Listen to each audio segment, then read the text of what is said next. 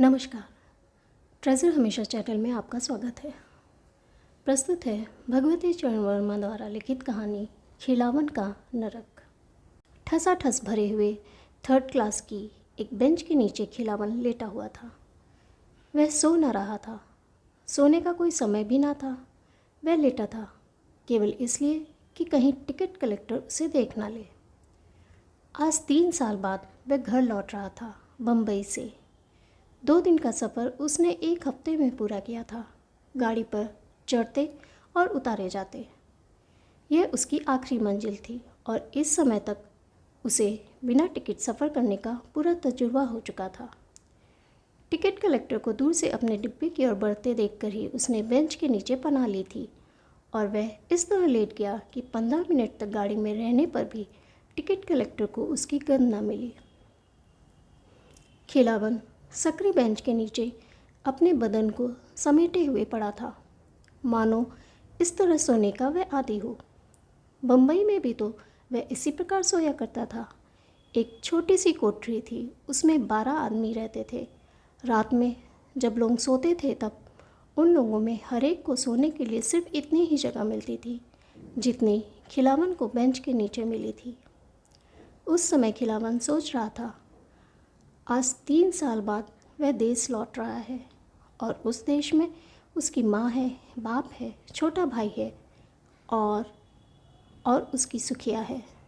3 साल पहले जब वह परदेश कमाने चला था तब वह सुखिया कितना रोई थी। 1 साल तो उसका विवाह हुए ही हुआ था। सुखिया को याद करते ही खिलावन मुस्कुरा पड़ा। खिलावन के आने से सुखिया कितनी सुखी होगी। किस तरह वह उसके घर में पहुंचते ही घूंघट की ओट से तिरछी नज़रों मुस्कुराते हुए देखेगी और खिलावन को एक धक्का सा लगा। माँ बाप, बीवी सभी समझेंगे कि खिलावन कमा कर लाया है। सभी उसकी तरफ किसी आशा से देखेंगे और फिर वह क्या कहेगा? पास में कपड़ा नहीं, लत्ता नहीं, पैसा नहीं। 2 महीने की हड़ताल में जो कुछ उसने कमाया था वह स्वाहा हो गया। मकान मालिक जेल भिजवा रहा था। कपड़ा लत्ता उसी कोठरी में छोड़कर अपनी जान बचाकर वह भागा था। आखिर वह घर में क्या कहेगा? और एक झटके के साथ गाड़ी रुकी। खिलावन का सिर बेंच के पाए से टकराया और उसने अपना सिर पकड़ लिया। उसी समय उसे दरवाजे खुलने की तथा बंद होने की आवाज़ सुनाई दी। चोर की तरह वह अपने छिपने की जगह से बाहर आया। टिकट कलेक्टर चला गया था। खिड़की से मुंह निकालकर वह बाहर देखने लगा। एकाएक बाहर रेल के खलासी ने आवाज़ दी, बहादुरपुर, बहादुरपुर, और उसी समय गाड़ी ने सीटी दी। खिलावन जल्दी से गाड़ी से उतरा। बहादुरपुर स्टेशन पर ही तो उसे उतरना था। गाड़ी चली गई और खिलावन ने अपने चारों ओर देखा। ज़्यादा समय न हुआ था, सिर्फ 6:30 बजे थे। फिर भी उसके चारों ओर अंधेरा छाया था। आसमान पर गहरे बादल घिर आए थे और बिजली चमक रही थी। वह बड़ी देर तक चुपचाप खड़ा रहा, हतबुद्धि सा। स्टेशन सुनसान था। 2-1 मुसाफिर उतरे थे। दूर से उनके चलने की आवाज़ खिलावन को सुनाई पड़ रही थी, पर वह आवाज़ धीरे धीरे हल्की होती जाती थी। स्टेशन के खलासी ने स्टेशन वाला लोहे का फाटक बंद कर स्टेशन मास्टर को आवाज़ दी कि सब कुछ ठीक है। खिलावन की चेतना धीरे धीरे लौट आई। तार लांघकर अब वह सड़क पर आ गया था। रुककर उसने हिसाब लगाया। उसका गांव वहां से करीब 1.5 कोस की दूरी पर है। फिर उसने आसमान की ओर देखा। बादल भरे हुए खड़े थे, किसी भी समय वे बरस सकते थे। खिलावन चल पड़ा अपने गांव की ओर, लेकिन जैसे उसके पांव घर की ओर उठते ही न थे। भरसक जोर लगाकर वह तेज चलने की कोशिश कर रहा था, पर उसके मन की शिथिलता उसके सारे शरीर में व्याप्त हो गई थी। कितनी देर तक खिलावन चलता रहा, उसे इसका ज्ञान न था। वह उस समय विचार शून्य और भावना शून्य था, पर एकाएक वह चौंक पड़ा। एक बड़ी सी बूंद उस पर पड़ी और दूसरी बूंद पड़ी और देखते ही देखते मूसलाधार पानी गिरने लगा। खिलावन एक पेड़ के नीचे खड़ा हो गया। सामने करीब 2 फर्लांग पर उसका गांव था और पानी इस तरह बरस रहा था मानो प्रलय की वर्षा हो रही हो।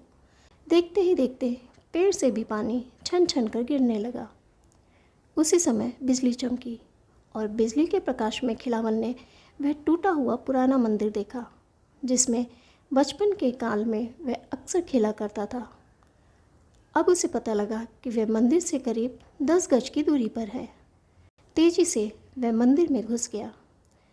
मंदिर में पहुंचकर उसने संतोष की गहरी सांस ली।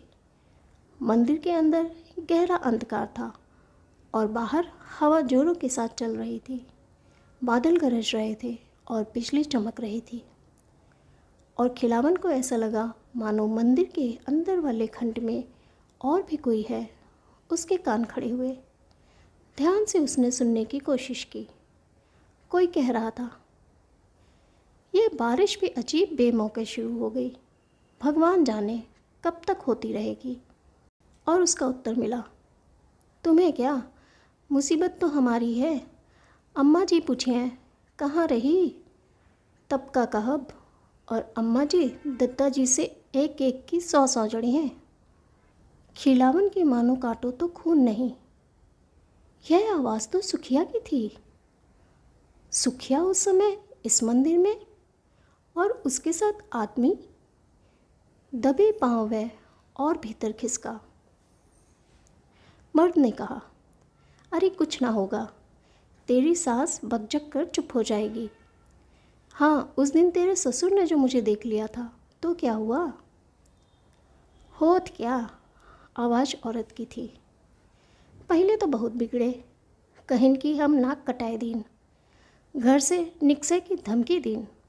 लेकिन जब चांदी की हंसली देखिन और अम्मा जी हमारे अचरा में बंधे 5 रुपया जो हमें दीने रहे खोल के उनके सामने रख दीनिन तो शांत हो गए।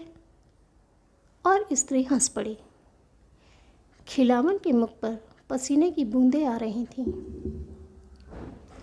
मर्द ने फिर कहा, और वह उसकी कुछ खबर मिली। कहाँ, आज 6 महीना से न 1 रुपया भेजिस और न कोनो चिट्ठी पत्रे लिखिस। मालूम होत है कोनो राण के फेर में पड़ेगा। नाम हुए उका। यहाँ घर माँ सब भूखन मरत है, तुम्हारे 5 रुपया से आज खाना मिला है। और कुछ रुककर स्त्री ने फिर कहा, हमारे देवर का 1 आध बीघा जमीन दिवाए दे। जिलादार, आप तो इतना नहीं कर सकत हो। खिलावन चुपचाप मंदिर के बाहर चला आया। उसी समय बिजली चमकी और उसने देखा कि धोती चिथड़ा है। उसका कुर्ता फेंक देने के काबिल है। खिलावन चल पड़ा, भीगता हुआ, घर की तरफ नहीं, स्टेशन की तरफ। पानी मूसलाधार पड़ रहा था। हवा तेजी के साथ चल रही थी। बादल गरज रहे थे और बिजली चमक रही थी। और खिलावन चला जा रहा था तेजी के साथ, मानो वह भागा जा रहा हो। और दूर पर वह कभी कभी चमक उठने वाली बिजली के प्रकाश में स्टेशन की ज़मीन में धंसी हुई सी इमारत को देख लेता था। स्टेशन पर आकर उसने सांस ली। भीगता हुआ वह प्लेटफॉर्म पर खड़ा था और स्टेशन की इमारत को देख रहा था। वह उस समय बहादुरपुर के स्टेशन की और बम्बई के विक्टोरिया टर्मिनस स्टेशन की तुलना कर रहा था। वह उस समय अपने चारों ओर फैले हुए शून्य से भरे हुए अंधकार और बम्बई की चहल पहल से भरे प्रकाश पर सोच रहा था। और इस प्रकार वह गाड़ी की प्रतीक्षा कर रहा था, उस गाड़ी की जो उसे एक नरक से निकालकर दूसरे नरक में ले चले।